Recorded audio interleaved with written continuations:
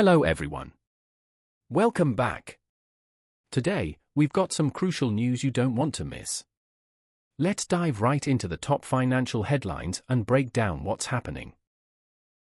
Today, we're discussing an interesting report from Bloomberg titled, "Markets Hinge on Powell Emulating Greenspan to Avoid a Recession." As the Federal Reserve prepares to announce its decision on interest rates tomorrow, this article offers some valuable insights. The Federal Open Market Committee has already begun its meeting, and at 2 p.m. Eastern Time on Wednesday, they'll reveal whether the rate cut will be 25 basis points or 50. This move isn't just a one-time decision, it's expected to kick off a rate-cutting cycle that could last a year or more. So how should Powell approach this? Bloomberg's article offers some direction, drawing comparisons to 1995 when Alan Greenspan led the Fed through a rare soft landing for the economy. Back then, after 4 years of no rate cuts, the market's stocks, bonds, and the Fed itself saw a rise ahead of the crucial meeting. Now, Powell faces a similar question: which option, 25 or 50 basis points, will best benefit the U.S. economy? With the 2024 election on the horizon, the Fed's decision to ease policy suggests the U.S. might avoid a recession. However, once the rate cuts begin, the psychological impact could be significant, acting as a supportive factor for the market. But what can we expect for U.S. stocks after the first rate cut? As we discussed yesterday, it largely depends on whether the U.S. enters a recession. If the economy stays strong and rates are cut, it's likely to benefit the stock market. Bloomberg's article takes this analysis a step further. It highlights that in the 6 previous rate-cutting cycles after a period of increases, the S&P 500 rose by an average of 13% in the year following the first cut. This data is more detailed than what we looked at yesterday, which simply focused on whether the U.S. economy would avoid a recession. Bloomberg's analysis digs deeper, noting that this rate cut comes after more than a year of aggressive hikes, which makes this cycle unique compared to previous ones. The report also reviews past instances where interest rate hikes were followed by cuts, showing that this transition has historically been very positive for the stock market. In fact, in all 6 cases, U.S. stocks saw significant gains, and even gold prices went up. However, the article also emphasizes the need for Powell to learn from Greenspan, particularly in managing the yield on U.S. Treasury bonds. Sharp fluctuations in bond yields could destabilize the broader economy, which in turn would affect the stock market. While Bloomberg stops short of predicting whether tomorrow's cut will be 25 or 50 basis points, the article suggests Powell should balance rate cuts with the reaction of the Treasury market. It's not just about this one decision, it's about the entire rate-cutting cycle and how to pace it appropriately. This type of analysis reminds us that there's no simple answer to questions like, will the market rise? Even experts and respected media outlets can't provide a straightforward prediction. What they can offer is a framework for understanding the bigger picture. Unlike other financial media like the Wall Street Journal or Reuters, Bloomberg operates its own team of strategists. In some ways, Bloomberg functions more like an investment bank, which is why their voice has been particularly loud ahead of this historic Fed decision. Their analysis offers valuable insights into what we can expect from tomorrow's announcement and the decisions that follow. The takeaway? No matter who's in Powell's shoes, they'd likely be thinking along the same lines. The second major news story I'd like to share also comes from Bloomberg, which recently reported on the evolving race for Japan's next prime minister. The article, titled "Latest Polls Suggest Japan Leadership Race is a Three-Way Tussle," highlights the growing momentum of Sanai Takeichi among Liberal Democratic Party (LDP) supporters, the slipping support for Shinjiro Koizumi, and the steady popularity of Shigeru Ishiba among the general public. According to the report, the race for Japan's next prime minister is shaping up as a battle between 3 candidates with differing policy approaches. Takeichi, who advocates using fiscal and monetary tools to boost the economy, has seen her support rise in recent polls. Koizumi, once a champion of deregulation, has shifted his focus to regional revitalization but appears to have lost some ground. Ishiba, who emphasizes regional development, remains popular among the general public but faces challenges within the LDP. With the LDP leadership election set for September 27, the latest polls among LDP members and lawmakers show that most other candidates lack the necessary support to compete. As a result, the leadership contest has essentially become a three-person race, leaving little room for other contenders. For instance, Taro Kono, a former defense minister who is popular among the public, has almost been eliminated from the race. In recent days, the standings of the top three candidates have fluctuated. Ishiba has consistently led in general opinion polls, but the LDP's leadership election rules give significant weight to the votes of party lawmakers, not just rank-and-file members. Once the votes of LDP legislators are factored in, Ishiba falls behind. Upon closer analysis, the real competition appears to be between Koizumi and Takeichi. What's particularly noteworthy in Bloomberg's latest report is the surge in Takeichi's poll numbers as voting day approaches. Her support has been rising among both ordinary LDP members and lawmakers, putting her ahead of Koizumi for the first time. This shift is significant, as previously I shared my personal view that I favored either Takeichi or Koizumi for the role. I'm personally not in favor of Ishiba's candidacy due to his more traditional, old-school international outlook. Takeichi's improved standing is good news for those hoping for a fresh direction in Japan's leadership. That said, all three candidates still have solid public support, and each has taken a relatively firm stance on issues related to China, which will likely remain a key concern moving forward. The third news story I want to share with you is a highly dramatic report from the Wall Street Journal. This event is so surreal that it almost feels like something out of a fictionalized action series, but it actually happened. The subject of this report is Hezbollah, the militant group based in Lebanon. The headline reads, Hezbollah pagers explode in apparent attack across Lebanon, with the subheading stating that over 1,000 Hezbollah fighters in Lebanon have been injured, according to officials. What's surprising about this incident is that there was no Israeli airstrike, no external attack. It appears over 1,000 Hezbollah militants were injured right in their homes. So, what exactly happened here? The report explains that on Tuesday, a large number of pagers being carried by Hezbollah agents across Lebanon suddenly exploded within a short period of time, causing an unprecedented situation. According to sources familiar with the matter, these pagers were part of a recent batch of new devices the organization had received in recent days.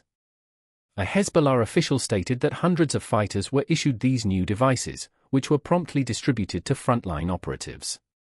It's believed that malware could have caused these pagers to overheat and explode.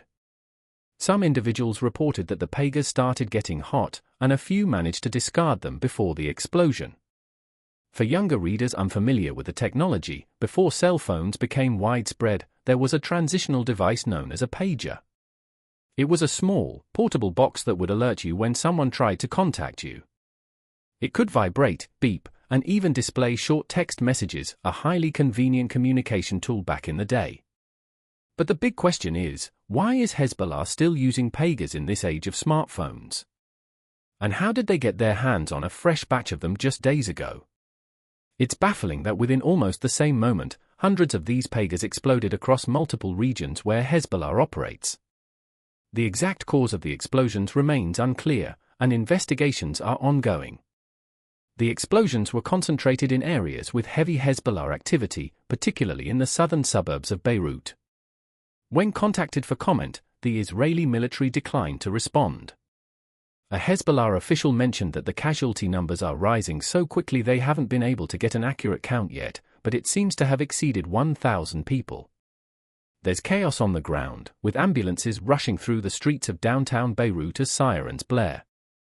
Lebanon's internal security forces confirmed that various types of wireless communication devices have exploded throughout the country, with most incidents concentrated in the southern suburbs of Beirut. They have called on citizens to clear the roads to help emergency services transport the wounded to hospitals. Injuries range from severed fingers to head trauma and severe wounds to the torso. Despite the Wall Street Journal being one of the world's most credible news sources, it's still hard to fully imagine the sheer scale of this event. The whole situation feels almost too crazy and dramatic to be real. The fourth news story shared today comes from the Wall Street Journal, offering a detailed report on the state of U.S. debt. While we often hear about China's debt problems, the U.S. faces significant challenges of its own, and they might be even more severe than those in China. This article provides a rare and comprehensive analysis of the U.S. debt crisis, giving readers a better understanding of the gravity of the situation. The headline reads, "Federal debt is soaring." Here's why Trump and Harris aren't talking about it. Many people tend to think that when US political parties or candidates compete, one side is the good guy, and the other is the bad guy. But after reading this article, you might gain a new perspective. For those of us who focus on facts and logic, it's clear that both candidates have contributed to the rising debt and are unlikely to reverse this trend. Although the US isn't facing a war or a deep recession, the federal government is accumulating an unprecedented amount of debt. This year, the budget deficit is expected to exceed $1.9 trillion, or about 6% of the economy's total output. That threshold has only been crossed during World War II, the 2008 financial crisis, and the COVID-19 pandemic. Federal debt held by the public has now surpassed $28 trillion, almost equaling the US GDP. If Congress doesn't take action, this debt could swell by another $22 trillion by 2034, bringing the total to a staggering $50 trillion. Yet, this alarming debt trajectory gets little attention from the major party candidates. Instead, they make costly promises to appeal to voters, which only increases the deficit. Economists and policymakers are already warning that rising debt could push interest rates higher, slow economic growth, and crowd out other important priorities. The US credit rating has even been downgraded. While the fiscal policies of Harris and Trump differ, both were part of administrations responsible for these deficits. Both have pledged to protect the main drivers of this spending, Social Security and Medicare, and both plan to extend tax cuts that are set to expire at the end of 2025. Trump, for example, has promised to eliminate payroll taxes, cut Social Security taxes, reduce corporate taxes for companies manufacturing in the US, and create new deductions for parents. All in all, these promises could add another $2 trillion to the deficit, on top of the tax cuts from his first term. Harris, while proposing different policies, also supports expanding tax credits and making promises that would further increase spending. According to the Wall Street Journal, a key issue is the disconnect between what voters say and what they support. While polls show that voters are concerned about the deficit, they also prefer candidates who promise tax cuts and increased spending on the military. This creates a paradox: voters criticize politicians for adding to the deficit but reward those who promise to lower their taxes and increase spending. The article also looks back at US history to find examples of leaders who successfully reduced the national debt. In the early 1990s, when the deficit was much smaller, there were strong bipartisan efforts to raise taxes and cut spending, which helped balance the budget by the late 1990s. During that period, federal debt fell to about one-third of the GDP. Much of the credit for that goes to President Bill Clinton, who, despite being a skilled public speaker like President Obama, focused on substantive fiscal policy rather than lofty rhetoric. Clinton convinced the public that raising taxes, especially on the wealthy, was necessary to reduce the deficit, and his policies won broad support. However, after Clinton left office, the situation changed. President George W. Bush's tax cuts reversed much of the progress made, and the US has been on a path of rising deficits ever since. Trump's presidency saw the national debt increase from under $15 trillion to over $21 trillion, an increase of $6 trillion. Biden's administration has continued this trend, adding another $7 trillion, bringing the total to $28 trillion. Both administrations have added trillions to the debt, with no sign of reversing the trend. The current state of US finances is dire. For every dollar the government collects in taxes, it spends $1.20. When you factor in interest on the debt, that number rises to $1.39. This level of deficit spending is unsustainable, and the Wall Street Journal quotes Fitch Ratings analyst Francis as saying, "This is a combination of high deficits, high debt levels, and high interest burdens, with no significant efforts to address the problem." Both political parties are still making grand promises, but neither is willing to tackle the debt issue head-on. The report concludes by warning that the US political system is fundamentally flawed in this regard. The two major parties have effectively taken the country hostage, pursuing their own goals under the guise of working for the American people. While both claim to act in the public's interest, their unwillingness to address the growing national debt undermines the country's financial stability and burdens future generations. The US still has the advantage of being the issuer of the world's reserve currency, giving it some leeway in managing its finances. But even this financial dominance won't last forever if politicians continue to ignore the debt crisis. As the Wall Street Journal suggests, the only way forward is for both parties to come together and create a plan to get the nation's finances under control before it's too late. That's all for today. Thanks so much for watching. If you found this video helpful, don't forget to hit the like button and subscribe for more updates. I look forward to seeing you in the next one.